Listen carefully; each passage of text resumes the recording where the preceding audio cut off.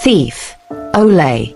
Catch-am, ole! The children among the crowd chanted, dancing in circles around the weeping boy. It was a busy afternoon at Enkay market, just a day to Christmas.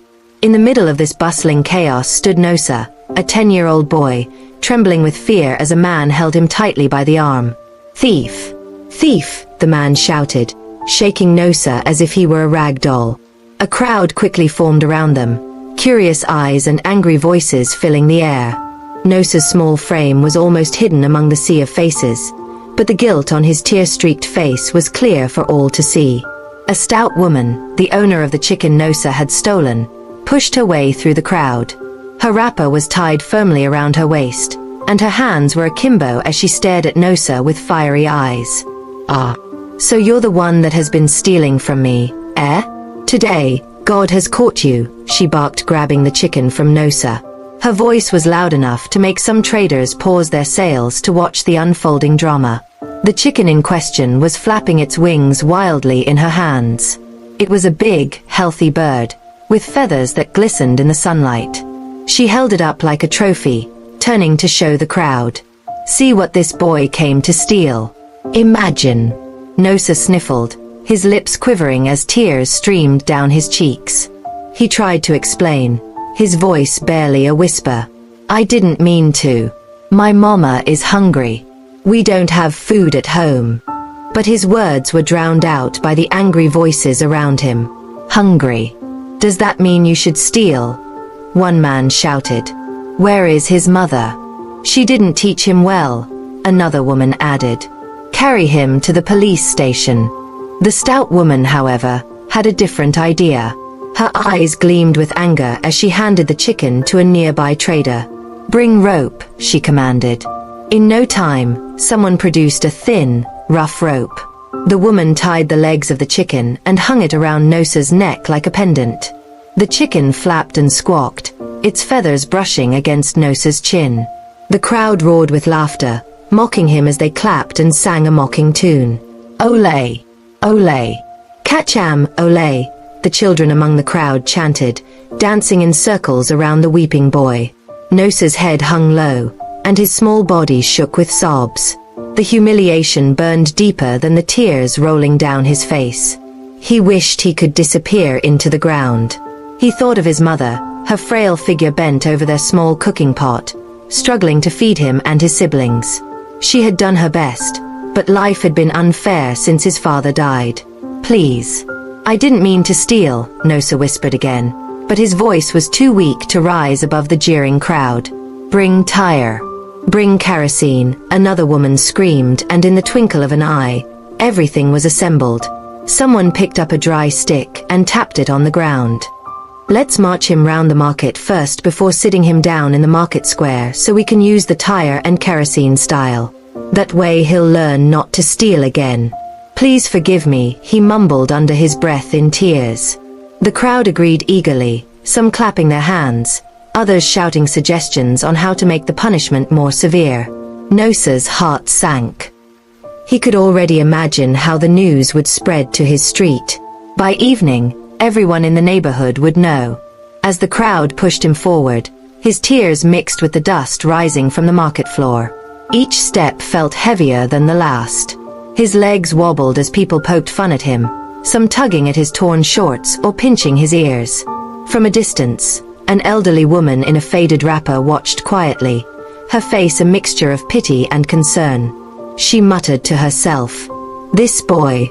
There must be more to this than what we see." The crowd marched on, their voices growing louder, their laughter more piercing.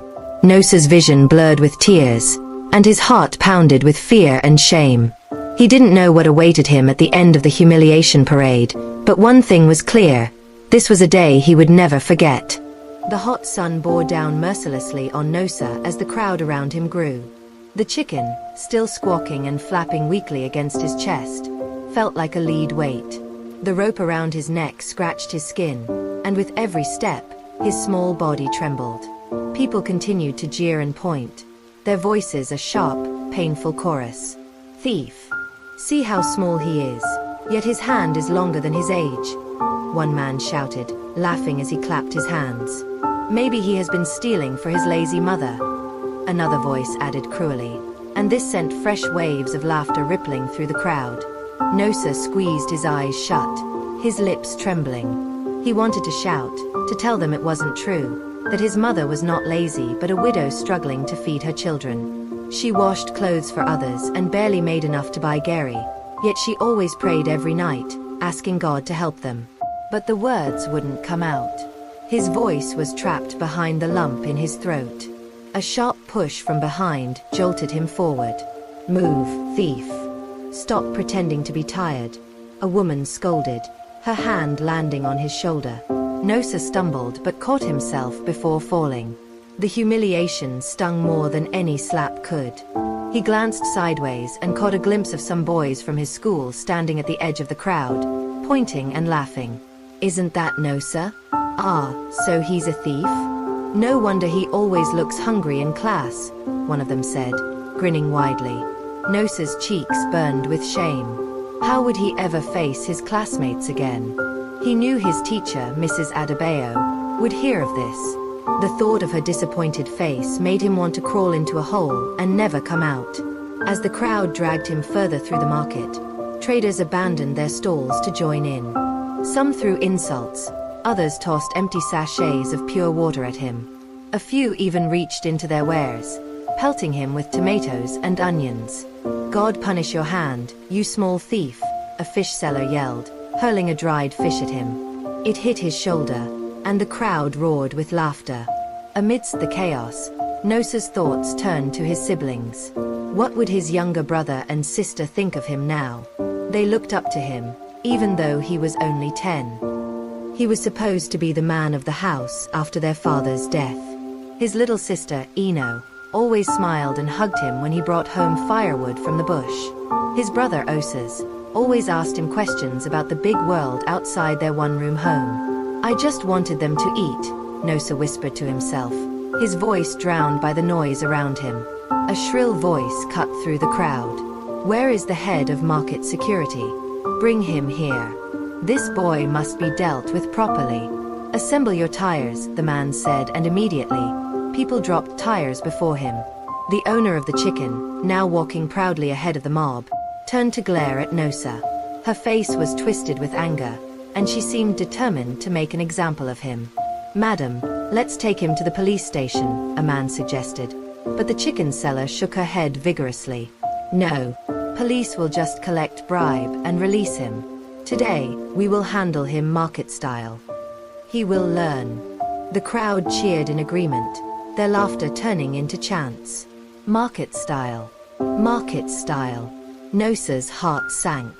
He didn't fully understand what market style meant, but the ominous tone in their voices and the tires and bottles of kerosene before him made his stomach churn. Just then, an elderly woman pushed her way through the crowd. She wore a faded wrapper, her feet bare and dusty. Her eyes, though clouded with age, were sharp and filled with pity. "Wait, wait," she called out, raising her hands. "Let us hear from the boy. Why did he steal the chicken?"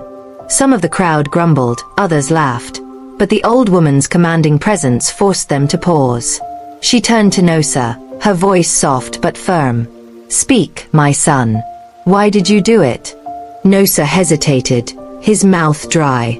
He looked up at the woman, her wrinkled face a stark opposite to the angry, mocking expressions around her. Her kindness gave him a flicker of courage. My mama is hungry," he stammered, his voice cracking. "We don't have anything for Christmas. My brother and sister have not eaten since yesterday. I just wanted to help." The old woman's eyes softened further, but her words were interrupted by the loud laughter of the chicken seller. So, because your mama is hungry, you want to ruin my business? Is that what you're saying?" She turned to the crowd, spreading her arms dramatically. "Do you hear him? Hungry or not, does that mean he should steal?" The crowd erupted again, their voices a mixture of agreement and mockery. "Hunger is not an excuse for stealing," someone shouted. "Exactly. If hunger was an excuse, we would all be thieves by now," another added. The old woman shook her head slowly, her hands resting on her hips. You people should not be too quick to judge. This boy is just a child. Child or no child, he is a thief, the chicken seller snapped, her voice shrill. The argument continued, the crowd now divided into those who wanted to hear Nosa's side and those who demanded swift punishment. In the middle of it all, Nosa stood silently, tears streaming down his face. The chicken hung lifelessly against his chest now, exhausted from its earlier struggle. Finally, the market security officer arrived, his potbelly leading the way. He wore a faded uniform and carried a long stick, which he tapped on the ground as he approached. What is going on here? He barked, his voice gruff. The chicken seller wasted no time. Ogre security, this small thief stole my chicken. We caught him red-handed. The officer frowned, his small eyes narrowing as he looked at Nosa. You again, he muttered, as if he recognized the boy. What kind of trouble is this? The old woman stepped forward. Ogre, let us not be too harsh. This boy is just a child, and he stole because he was hungry. Maybe we should. The chicken seller cut her off. What nonsense. Hungry or not, he must face the consequences. If we leave him, others will do the same tomorrow. The officer sighed, scratching his bald head. He looked at Nosa, who now stood trembling, his bare feet dusty and his small hands clenched tightly at his sides. Let us take him to the market head, the officer finally said. He will decide what to do with him, market style or not. People picked up their tires and bottles of kerosene again, and they proceeded to see the market head. The crowd murmured in agreement, and the chanting began again as they pushed Nosa forward. His heart felt like it would burst from his chest. As they made their way to the market head's office, Nosa glanced over his shoulder. The old woman was still there, watching him with sad eyes. Her lips moved as if she were praying.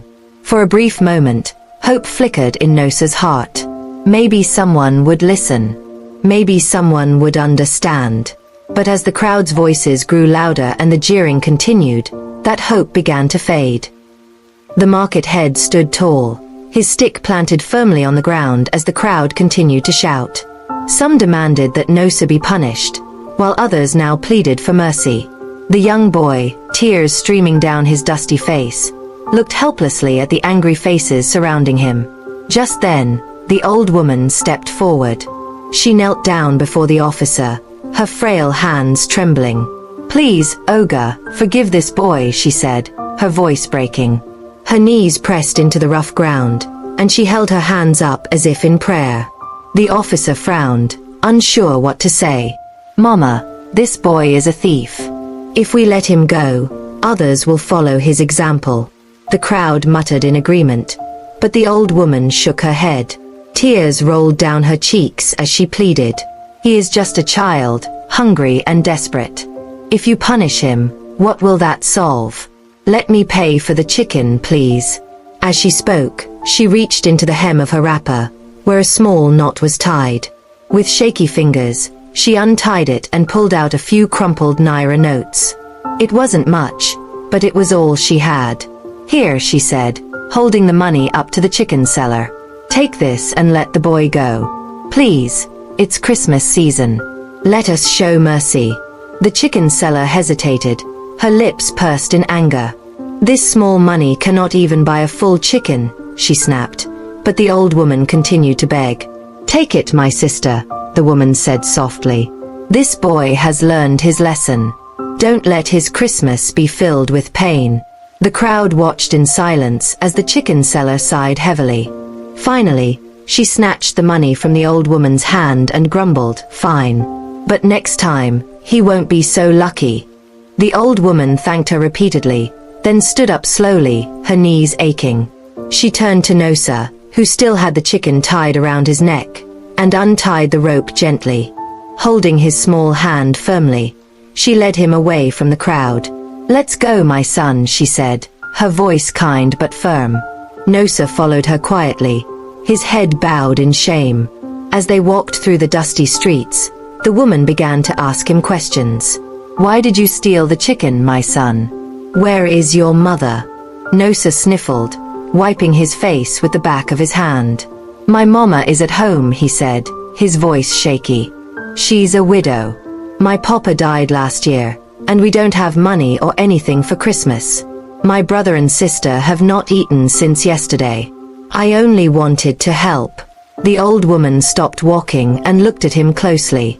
His small frame, his tattered clothes, and the pain in his eyes spoke volumes. She sighed deeply and placed a hand on his shoulder.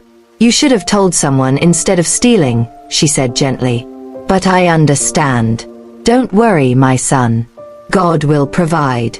They continued walking until they reached a corner of the market where foodstuffs were sold. The woman approached a rice seller and bought a few cups of rice. She then went to the meat seller and asked for some bones instead of meat, as that was what she could afford. The seller, seeing the old woman's kind heart, gave her more than she paid for.